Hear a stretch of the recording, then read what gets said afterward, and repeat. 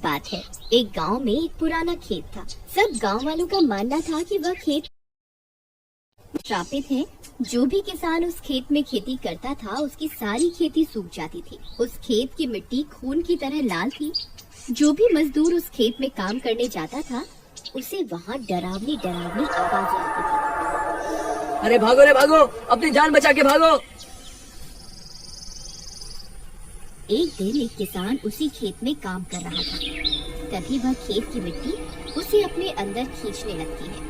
अरे ये क्या हो रहा है? मैं अचानक इसके अंदर क्यों खिंचता जा रहा हूँ? अरे कोई मुझे बचाओ, ये सच में भूतिया खेत निकला। अरे मर गए रे, ये खेत तो मुझे जिंदा ही निकल रहा है। अरे कोई है? अरे कोई तो मुझे बचाओ।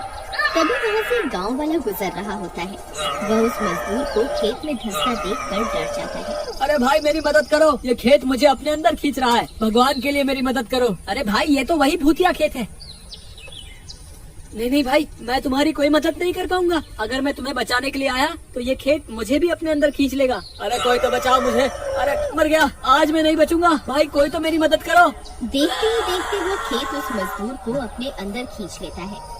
यह सब देखकर वह गांव वाला घबरा जाता है और सीधा भागता हुआ उस खेत के जमींदार के पास जाता है। जमींदार साहब जल्दी बाहर आइए। जमींदार साहब आप कहाँ हैं? जल्दी बाहर आइए। अरे क्या हुआ? अरे भाई क्या हुआ? इतनी जोर जोर से क्यों चिल्ला रहे हो? जमींदार साहब आपके खेत पर जो मजदूर काम कर रहा था उसे उस खेत ने अपने अंदर खींच लिया है। वो खेत उसे मेरी आंखों के सामने ही निकल गया। आप जल्दी मेरे साथ चलो। हे भगवान, मुझे जिस बात का डर था वही हो गया। वह जमींदार अपने साथ कुछ गांव वालों को लेकर उस खेत पर पहुंच जाता है। देखो भाइयों, इसी जगह पर वो मजदूर खड़ा था। तभी अचानक इस खेत ने उसे निगल लिया। भाइयों तुम सब मिलकर एक काम करो, जल्दी से यहाँ खुदाई करो। हो सकता है हमें वो मजदूर जिंदा मिल जाए। हो सकता है अभी भी उसकी सांसें चल रही हों। फिर वे सब गांव वाले मिलकर वहाँ खुदाई शुरू कर देते हैं। उन्हें खुदाई करते करते आधा दिन बीत जाता है, लेकिन उस मजदूर का कोई नामो निशान नहीं मिलता। वह लोग बहुत गहरा गड्ढा खोद देते हैं, लेकिन उसके बाद भी उन्हें उस मजदूर का नामो निशान नहीं मिलता। ये सब देखकर उस मजदूर की पत्नी बहुत घबरा जाती है। जमींदार साहब हमें लगता है अब और खुदाई करने से कोई फायदा नहीं है। हमने बहुत गहरी खुदाई कर दी है। अगर उसकी लाश मिलनी होती तो अब तक मिल जाती। सुरेश भैया ऐसा मत कहिए, हो सकता है ये अब भी जिंदा हो। आप थोड़ी देर और खुदाई करके देखिए ना। हमें माफ कर दो बहन, अब तो अंधेरा भी हो रहा है। ये खेत वैसे ही श्रापित है। रात को यहाँ रुकना खतरे से खाली नहीं होगा। मुझे लगता है अब हमें अपने घर की ओर चलना चाहिए, कहीं ये खेत हमें न निगल जाए। इतना बोलकर वे सब गांव वाले वहाँ से चले जाते हैं। उसकी पत्नी उदास होकर वहीं खेत के पास बैठ जाती है। तभी एक मनचला उस खेत के पास से गुजरता है। अरे ये इतनी सुंदर औरत इतनी रात गई यहाँ क्या कर रही है? सुमन को अकेला पाकर वह उससे बात करने उसके पास पहुंच जाता है। अरे क्या हुआ? तुम इतनी उदास क्यों हो और इतनी रात गए यहाँ क्या कर रही हो? देखिए ना भाई साहब, मेरे पति सुबह इस खेत में काम कर रहे थे, तभी ये खेत मेरे पति को निकल गया। अच्छा ये बात है। अरे तो क्या हुआ? मैं हूँ ना, तुम मेरे साथ चलो, मैं तुम्हें बहुत खुश रखूंगा। नहीं नहीं, मुझे किसी के साथ कहीं नहीं जाना। मैं अपने पति को यहाँ से ले जाए बिना कहीं नहीं जाऊंगी। लगता है तू ऐसे नहीं मानेगी। रुक, तुझे अभी बताता हूँ। फिर जगीरा सुमन का हाथ पकड़ लेता है और उसे जबरदस्ती अपने साथ ले जाने लगता है। तभी जगीरा का पैर पत्थर पर आ जाता है और वह खेत में गिर जाता है। अरे मर गया रे, इस औरत ने तो मेरी टांग ही तोड़ दी। ए मूर्ख औरत, मैं तो तेरी मदद करना चाह रहा था। तभी उस खेत से डरावनी डरावनी आवाजें आने लगती हैं। जगीरा बहुत डर जाता है। कौन है वहाँ? कौन है जो डरावनी डरावनी आवाजें निकाल रहा है? देखो तुम जो भी हो, तुम ये सही नहीं कर रहे हो। तभी देखते ही देखते खेत की मिट्टी धंसने लगती है और जगीरा खेत के अंदर समाने लगता है। अरे कोई मुझे बचाओ, ये भूतिया खेत तो मुझे निकल रहा है। अरे कोई है? अरे कोई तो मेरी मदद करो। अरे मर गया रे, ये आज मैं कहाँ फंस गया। मैं तो अच्छा भला घर की ओर जा रहा था, इस औरत के चक्कर में तो मेरी जान खतरे में पड़ गई। अब क्या करूं? हे भगवान, कोई तो मुझे बचाओ। फिर देखते ही देखते जगीरा को भी वह खेत निकल जाता है।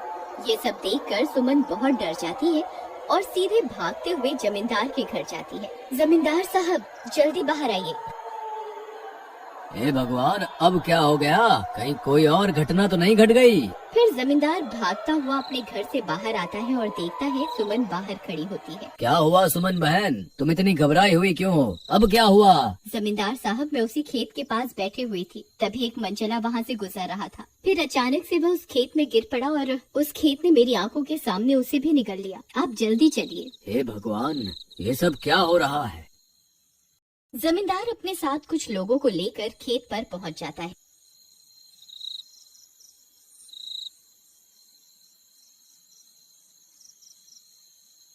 भाइयों, मुझे तो लगता है ये सब इस लालची जमींदार की वजह से हो रहा है। ये पहले से जानता था कि खेत श्रापित है, फिर भी इसने अपने लालच की वजह से इस मजदूर को किराए पर दे दिया। मैं तो कहता हूँ हमें इस जमींदार को यहीं इसी खेत पर बांध देना चाहिए, ताकि ये खेत इसे भी निगल जाए। अरे भाई, ये कैसी बात कर रहे हो? मुझे क्या पता था कि ये खेत श्रापित है? इसमें मेरी कोई गलती नहीं है। पूरे गांव को पता है कि तुम एक नंबर के मक्कार और लालची आदमी हो। तुम्हें सबक जरूर मिलना चाहिए। चलो भाइयों, हम सब मिलकर इसे यहीं बांध देते हैं। फिर भी सब गांव वाले उसे उठा लेते हैं और खेत में ले जाने लगते हैं। अरे मर गया रे! अरे तुम्हारा नाश मिटे गाँव वालों, मुझे कहाँ ले जा रहे हो? मुझे छोड़ दो! अरे मर गया रे! वे सब मिलकर जमींदार को उसी खेत में पेड़ से उल्टा लटकाकर वहाँ से चले जाते हैं। अरे गांव वालों, मुझे यहाँ अकेला छोड़कर कहाँ जा रहे हो? अरे नाश मिटो, वापस आ जाओ। मुझे इस भूतिया खेत में अकेला छोड़ के मत जाओ। फिर वे सब गांव वाले वहाँ से चले जाते हैं और जमींदार वहाँ अकेला लटका रह जाता है। तभी उस खेत में से भूतिया आवाजें आने लगती हैं। वह जमींदार बहुत डर जाता है। कौन है भाई? कौन है वहाँ? अब मुझे माफ कर दो, मुझसे गलती हो गई। तभी खेत में से जगीरा बाहर निकलता है। अब वह एक भूत बन चुका होता है। अरे मर गए रे, ये तो सच में भूत है। हे भगवान, अब मैं क्या करूँ? अरे कोई तो मुझे बचाओ। अब तुझे मुझसे कोई नहीं बचा सकता। मैं सुबह से भूख के मारे तड़प रहा था, अब मैं तुझे खाकर अपनी भूख मिटाऊंगा। फिर जगीरा उसे पेड़ से नीचे खींच लेता है और उससे भी अपने साथ खेत के अंदर खींचने लगता है। ए भूत, मुझे छोड़ दे। मेरी सारी दौलत ले ले, लेकिन मुझे छोड़ दे। तभी जमींदार बहुत तेज तेज चीखने लगता है। उसकी चीख पूरे गांव में सुनाई देती है। सब गांव वाले ये मंजर देखने के लिए खेत की तरफ जाने लगते हैं। बहुत बढ़िया भूत भाई, इस जमींदार को छोड़ना नहीं, ये इसी के लायक है। सुमन ये सब देखकर बहुत परेशान हो जाती है। उसे ये सब ठीक नहीं लगता। नहीं, ये सब बहुत गलत हो रहा है। मैं किसी को ऐसे मरता हुआ नहीं देख सकती। मुझे कुछ करना ही होगा। तभी सुमन भागकर अपने घर जाती है और हनुमान जी की मूर्ति को उठाकर अपने साथ लेकर चल देती है। वहीं दूसरी तरफ वह भूत जमींदार को खेत में खींच रहा होता है और सभी गांव वाले उसकी मौत का मंजर देख रहे होते हैं, लेकिन कोई भी उसकी मदद के लिए आगे नहीं आता। अरे गांव वालों, कोई तो मेरी मदद करो। अरे कोई तो मुझे बचाओ। अरे मर गया रे, ये भूत तो मुझे कच्चा ही खा जाएगा। अरे गांव वालों, तुम्हारा नाश मिटे। अगर मैं भूत बन गया तो भूत बनकर किसी को नहीं छोड़ूंगा। अरे मुझे बचा लो, कोई तो मुझे बचा लो। आए, मैं मर गया रे। तभी सुमन हनुमान जी की मूर्ति लेकर वहाँ पहुँच जाती है। जमींदार जी, ये पकड़िए जल्दी। जमींदार झट से हनुमान जी की मूर्ति को कसकर अपने हाथों से पकड़ लेता है। जय जय बजरंग बली, बजरंग बली की जय हो, बजरंग बली की जय हो, जय जय बजरंग बली। तभी वह भूत उस जमींदार को खेत के अंदर खींच लेता है। सभी गांव वाले हक्के बक्के रह जाते हैं। वहाँ एकदम शांति हो जाती है। सब लोग एक दूसरे की तरफ देखने लगते हैं।